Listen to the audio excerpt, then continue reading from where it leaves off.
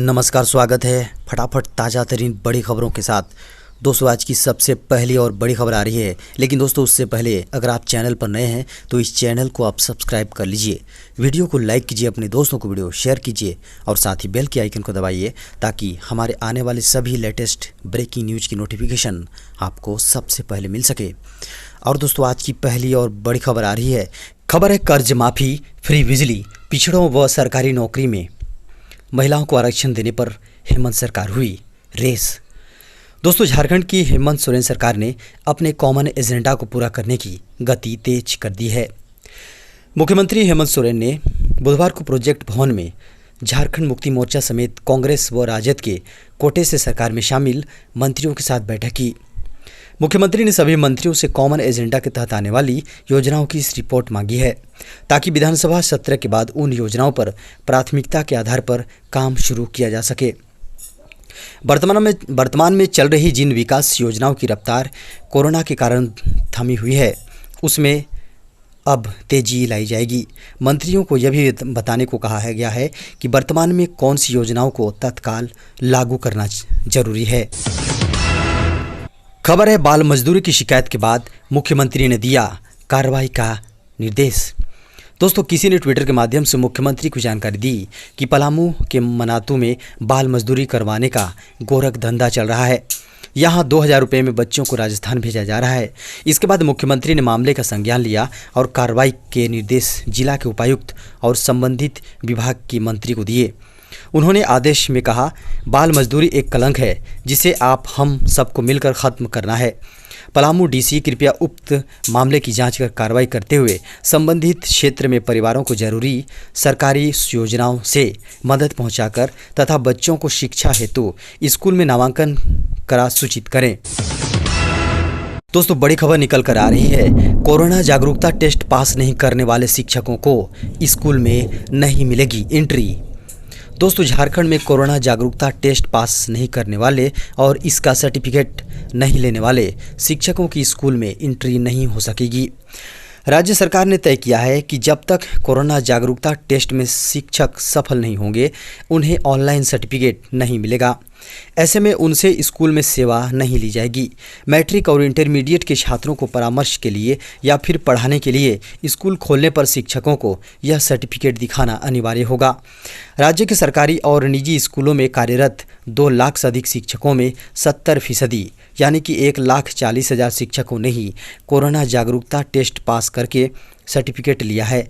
वहीं 1,23,000 शिक्षक ही handwash champion test में सफल हो सके हैं। राज्य सरकार ने तय किया है कि जब तक कोरोना जागरूकता टेस्ट में शिक्षक सफल नहीं होते हैं, उन्हें ऑनलाइन सर्टिफिकेट नहीं दिया जाएगा। खबर है पिछड़ों को नौकरी में 36% तक आरक्षण की सिफारिश। दोस्तों, झारखंड में पिछड़ा वर्ग समुदाय से आने वाले लोगों को राज्य सरकार की नौकरियों में 36% आरक्षण के लिए सिफारिश की गई है। झारखंड में पिछड़े वर्गों के लिए राज्य आयोग ने इसकी अनुशंसा की है। आयोग ने राज्य सरकार को पिछड़े वर्गों के लिए सरकारी नौकरियों में अधिकतम 50% सीट तक आरक्षित रखने की छूट दी है। झारखंड में पिछड़ा वर्ग से आने वाले लोगों को सरकारी नौकरियों में अभी 14% आरक्षण मिलता है। आयोग ने यह फैसला सदान मोर्चा के आवेदन पर सुनवाई के बाद किया है।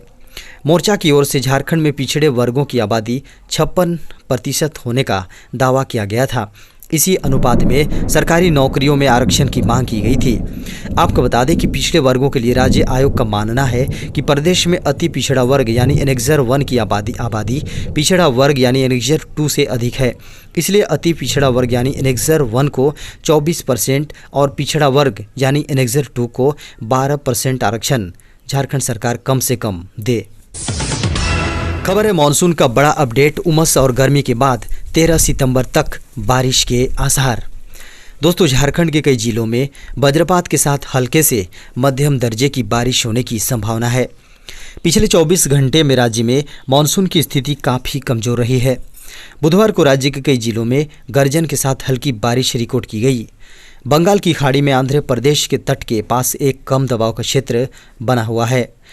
इसके 13 सितंबर इसके चलते 13 सितंबर तक मानसून सक्रिय होने की संभावना है। यह धीरे धीरे झारखंड की तरफ भी बढ़ सकता है।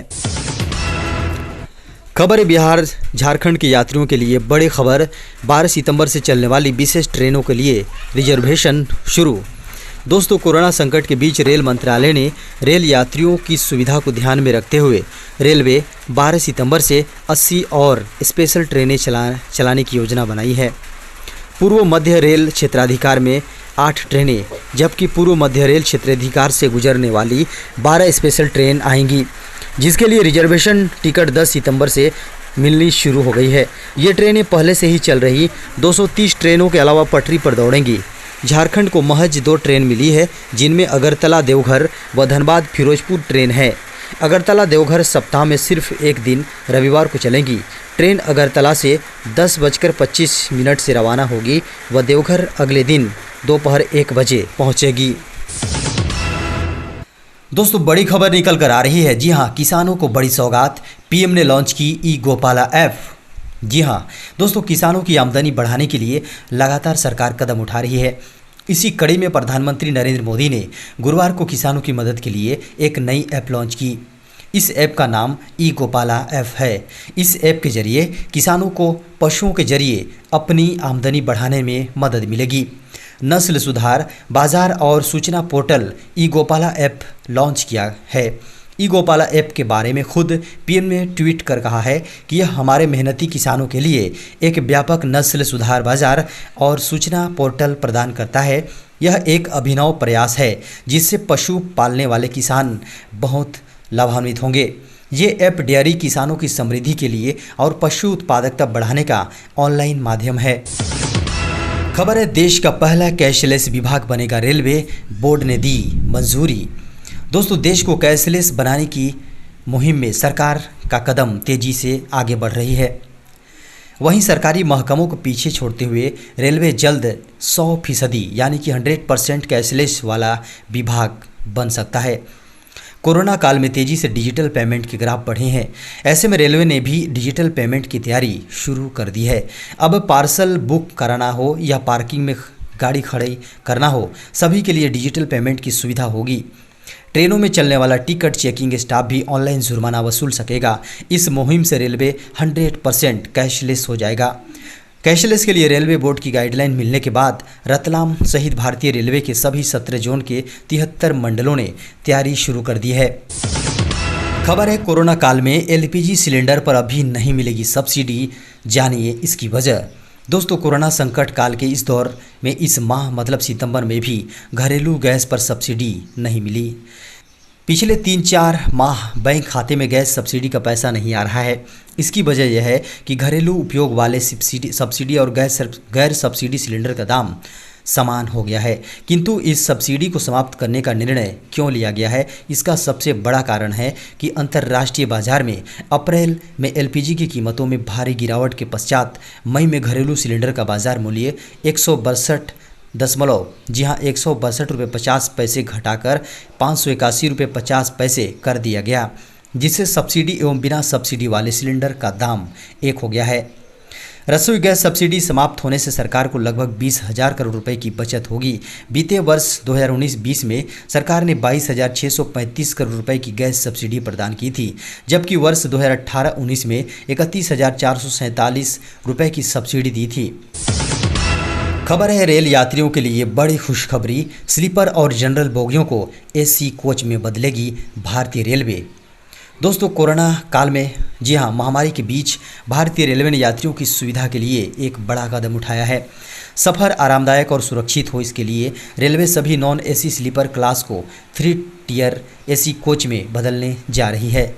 वहीं जनरल बोगियों को भी एसी कोच में बदला जाएगा। रेलवे की इस कदम के बाद ट्रेन पूरी तरह से एसी हो जाएगी। रेलवे ऐसे 230 कोच तैयार कर रही है। एक स्लीपर क्लास को एसी कोच में बदलने में कुल 3 करोड़ रुपए का खर्च आएगा। कपूरथला रेल कोच फैक्ट्री में फिलहाल इन कोचेस के प्रोटोटाइप बनाया जा रहा है। अपडेट हुए कोचेस को इकोनॉमिकल एसी 3 टायर क्लास के नाम से जाना जाएगा। रेलवे का कहना है कि इसमें यात्रा करने वाले लोगों की जेब पर ज़्यादा असर नहीं पड़ेगा। खबर है, प्रधानमंत्री नरेंद्र मोदी ने लॉन्च की प्रधानमंत्री मत्स्य संपदा योजना।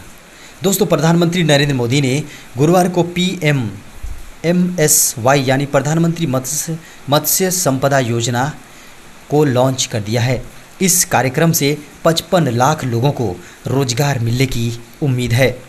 साथ ही देश में अब मछली क्रायोबैग स्थापित किए जाएंगे। इनके जरिए किसान जरूरी प्रजातियों के मछली शुक्राणुओं के जरिए मत्स्य उत्पादन को बढ़ा पाएंगे। प्रधानमंत्री मत्स्य संपदा योजना की घोषणा बजट में की गई थी।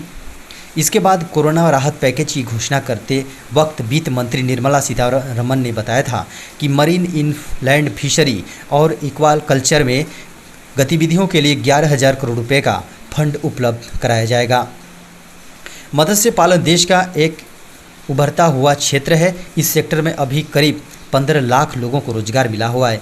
केंद्र सरकार ने इसे बढ़ाकर 2024-25 में लगभग 55 लाख करने का लक्ष्य निर्धारित किया है। मछली उत्पादन बढ़ाने और रोजगार का सृजन करने के मकसद से ही गुरुवार को प्रधानमंत्री मत्स्य संपदा योजना का लॉन्च किया गया।